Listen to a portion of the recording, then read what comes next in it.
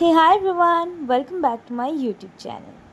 মহাকুম্ভ সিরিজের এটাই আমার লাস্ট অ্যান্ড ফাইনাল ব্লগ। তো চলো ইউপিতে আমাদের শেষ দিনে জার্নিটা শুরু করা যাক। তো দিনটা শুরু হয়েছিল গরম গরম কচুরি আর তার সাথে জিলিপি দিয়ে, যেটা ক্লিপ আমি নিতে ভুলে গিয়েছিলাম। তারপরে আমরা চলে এলাম হাঁটতে হাঁটতে মণিকর্ণিকা ঘাটে। আস্তে আস্তে যত এগোচ্ছি চারিদিকে ঘন্টার আওয়াজ, সবাই মন্ত্রপাঠ করছে, চারিদিকে মৃতদেহ সব জায়গায় পুড়ছে, মানে একটা আলাদাই দৃশ্য। এরম দৃশ্য হয়তো আমি কোনোদিনও আগে দেখিনি, প্রথমবার দেখছিলাম তো, তাই কেমন একটা যেন হচ্ছিল।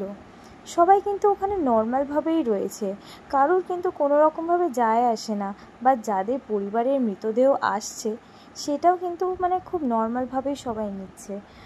তো যাই হোক, এই সবই দেখে আস্তে আস্তে আমরা হিডেন কিছু কিছু মন্দিরে আস্তে আস্তে উঠছিলাম। এটা একটা হিডেন মন্দির বলতে পারো, এখানে ক্যামেরা কোনো রকমভাবে অ্যালাউ নয়, তবুও লুকিয়ে লুকিয়ে কিছু ক্লিপ নিয়েছি। যাই হোক, তোমরা যারা যারা বারাণসী গেছো মণিকর্ণিকা ঘাটের এক্সপিরিয়েন্স কিন্তু শেয়ার করতে ভুলো না কমেন্ট সেকশনে। এখন আমরা আছি হচ্ছে মণিকর্ণিকা ঘাটে, অ্যান্ড এখানকার অ্যাম্বিয়েন্স লাইক ওয়াও। এই জায়গাটা আবার দেখিয়ে দিই, এখানে প্রচুর ছবি তুলেছি। সামনে এখানে একটা মন্দির আছে, মানে এখানে আলাদাই এনার্জি কাজ করে বলতে গেলে। আমি জানি না আমার কথা কতটা আসছে, অ্যান্ড আমি এই ভিডিওটা ইন্ট্রো কিছু করিনি, জানি না মানে কথা বলতে অতিরিক্ত কষ্ট হচ্ছে বলে আমি শুনিনি। যাই হোক, এখানটা আবার দেখিয়ে দিই তোমাদের কত সুন্দর লাগছে ওপর দিয়ে।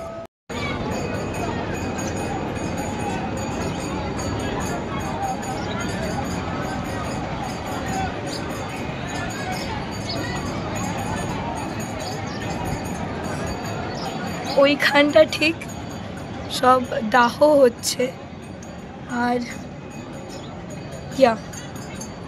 আলাদাই একটা এনার্জি কাজ করছে এখানে।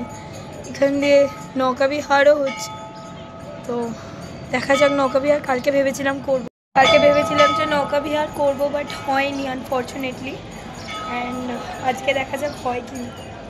বারাণসীর প্রচুর ইতিহাস রয়েছে, তার মধ্যে মণিকর্ণিকা ঘাটের ইতিহাস অন্যতম। বারাণসী হলো আমাদের ভারতীয় ইতিহাসের সবচেয়ে পুরনো শহর, আর বারাণসীকে বলা হয় মহাদেব কি নগরী।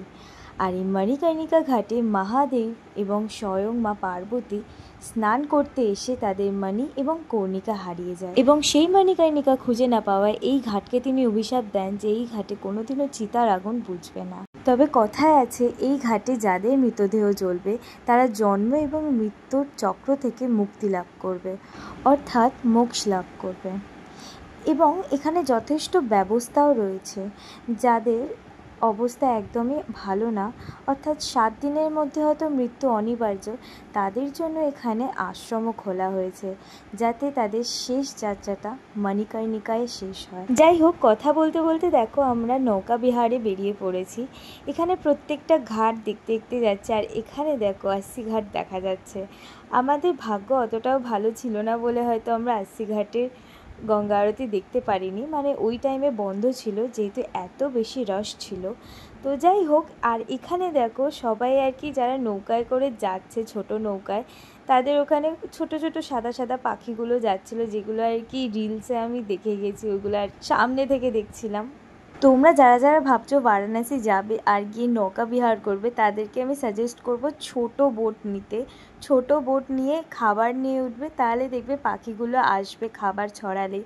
আমরা যেহেতু বড় বোটে উঠেছিলাম, তো আমরা সেরকম খাবার দাবার নিয়ে যাইনি, আর এদের জন্য খাবার নিয়ে গেলে এরাও আসে আর ভালো ভালো ফটোস ভিডিওস উঠে, যেগুলো তোমরা আর কি ইনস্টাগ্রামের রিলসে দেখতে পাও, ওরকম রিলস তোমরাও বানাতে পারবে। তো এইখানে আর কি মরুভূমির মতো লাগছিলো, এখানে ঘোড়া উট সব কিছুই যাচ্ছিলো দেখছিলাম। এই সাইডটা একদমই আলাদা। তো যাই হোক, অনেক নৌকা বিহার হয়েছে, অনেকক্ষণ রোদে বসেছিলাম, তো এবারে কিছু খাওয়া দাওয়া করা যায়। তো বিকেলেও আবার মণিকর্ণিকা ঘাটে এসেছি, আর সাথে আছে হচ্ছে কটকটি ভিউ এনজয় করতে করতে যাচ্ছি।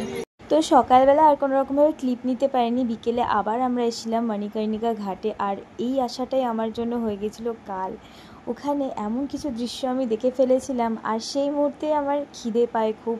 তো মণিকর্ণিকা ঘাট থেকে কিছু খাওয়ার পরে আমার আর কোনো রকমভাবে খাওয়ার ইচ্ছাটাই হচ্ছিল না, খাওয়ার ইচ্ছা চলে গিয়েছিল। তো যাই হোক, সব সাইডে রেখে এখানে দেখো কি সুন্দর সুন্দর জামা কাপড়।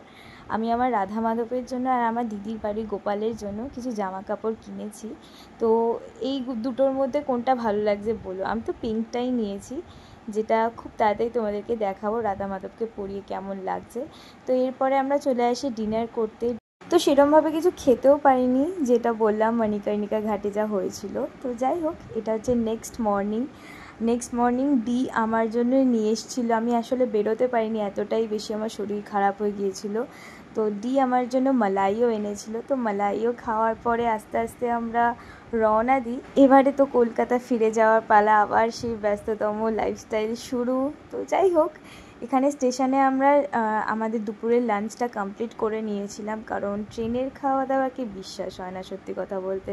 তো অনেকক্ষণ পর আমাদের দুন এক্সপ্রেস এলো, অ্যাজ ইউজুয়াল এটাই এক্সপেক্টেড দুন এক্সপ্রেসের কাছ থেকে। তো যাই হোক, রাতে অনেক ঝামেলা হওয়ার পরে ফাইনালি সকালবেলা ঘুম থেকে উঠে ভালো দৃশ্য এনজয় করতে করতে ধীরে ধীরে কলকাতার দিকে আমরা যাচ্ছি। আর মনটাও খারাপ হয়ে যাচ্ছে যে আবার কবে আসবো জানি না। তো আসবো তো বটেই। তো আমরা কলকাতা চলে এসেছি। তো এত অবধি এই ব্লগটা আমার মহাকুম্ভের সিরিজ এখানেই শেষ হলো। আশা করি তোমাদের এই সিরিজটা ভালো লেগেছে। যদি ভালো লেগে থাকে তাহলে প্লিজ প্লিজ প্লিজ চ্যানেলটাকে সাবস্ক্রাইব করে নিও, আর তার সাথে বেল আইকনটাকে প্রেস করে দিও, যাতে আমার নতুন ভিডিও আপডেট তোমাদের কাছে সবার প্রথমে আসে। এখানেও আমি গঙ্গা দেখতে দেখতে বাড়ি ফিরছি। তো জানি না আবার কবে আমি বারাণসী যেতে পারবো, তবে যাব তো নিশ্চয়ই। কাল ভৈরব আর কাশী বিশ্বনাথজির দর্শন তো নিতে হবেই হবে, কারণ এবারে আমার ট্রিপটা অসম্পূর্ণ রয়ে গেল। তো এবারে চলো আমি বাড়ি যাই, আর তোমরা আমার চ্যানেলটাকে সাবস্ক্রাইব করে দিও আরও নতুন ব্লগের জন্য।